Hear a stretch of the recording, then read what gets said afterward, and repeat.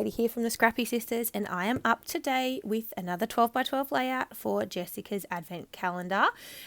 This is going to be for the month of November, although at this point in time I don't know that because I haven't quite decided which photo to use. So I pulled out a bit of a stash kit that I have made, which ends up I mainly pretty much exclusively only use products from Chamel's, I think it's Glitter Girl. And so I don't have much of it. I only had a few pieces of the paper and an ephemera pack. And I think that's it that I had from that particular collection. So that is sort of what I'm going with. Now, I know some of you just went, oh, you just stuck that white piece of cardstock on top of that pattern paper cardstock and you didn't gut the middle. And there was a reason I didn't gut the middle. That was a deliberate decision on my part. I have more paper than I know what to do with, for starters. And secondly, I didn't think I would use that particular paper. So it didn't bother me to use a whole piece as a background when you only see, a half an inch or a quarter of an inch around the edge. So what I actually did was I had a whole heap of strips from one of the cut apart sheets that came in the Glitter Girl collection, and I also had a couple of branding strips from the collection as well. So I decided that I would use those and just make a bit of a background out of strips of paper. I had no real inspiration or anything for this layout. I just saw the strips, I didn't want to throw them out, and decided to use them as a background, so I did. So I've also, off to the right hand side there, you can see that I've got some Amy Tan washi strips from a washi book. I can't remember what collection that was from, sorry. I do have some Amy Tan ephemera in the stash kit as well as a few other papers you can see on the left there just from my stash. I don't actually use any of those on this layout, or I would tell you what's in them. But I do use a few of the washi pieces, which now that I'm doing the voiceover, I've realized I edited out because I edited out me sticking down all of these strips. But what that also meant was I forgot that I included a few of the washi strips in there as well. So unfortunately you don't get to see that, but that's okay. You get the drift. So I'm sticking down all of those ephemera pieces, strips now. And so with the power of editing, you can see that I have finished sticking them down. And you can't really tell, but I think I used 4 washi strips. I think I was hoping to use more, but the colours just didn't really work. So here I am deciding which photo I want to use. One of them is a photo of my sister, her son Thomas, and my partner, Danny. And then the other photo was me, Link, and Thomas. And now I decided to use the photo of Jess, Tom, and Danny, which was actually taken at Tom's first birthday party, because this photo is for the month of November and it is both Jessica's and Danny's birthdays in November.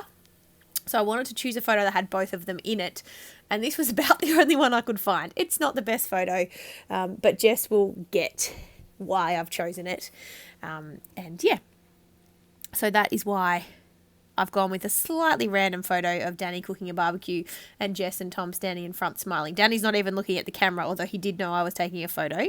He's not one for photos, so he doesn't love looking at me when I'm taking photos of him. So I'm just playing around with some ephemera. I wanted to get some random ephemera pieces on this layout because why not? And so this, I think it's so the Glitter Girl collection had some, I don't know what you call them. They're like those old school, what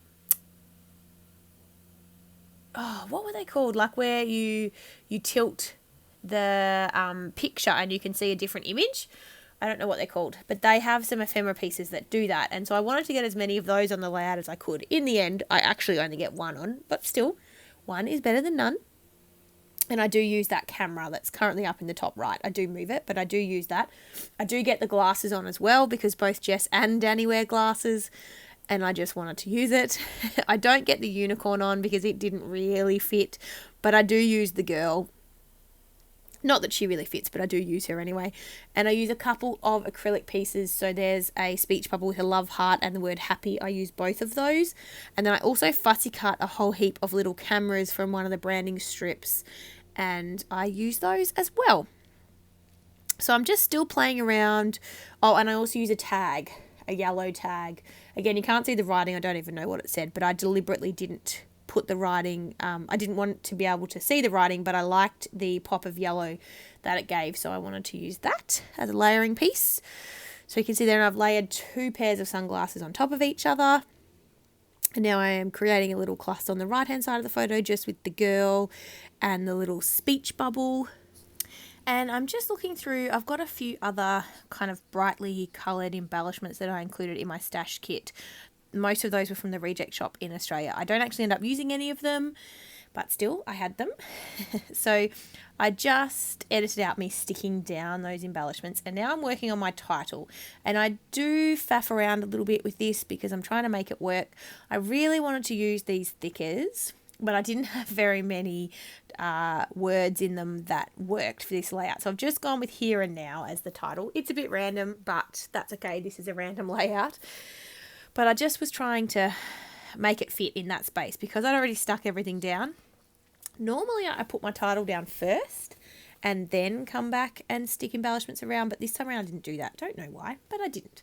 So I'm just sort of having to move things around and try and tuck them under embellishments that are already stuck down, which is fine. That totally works.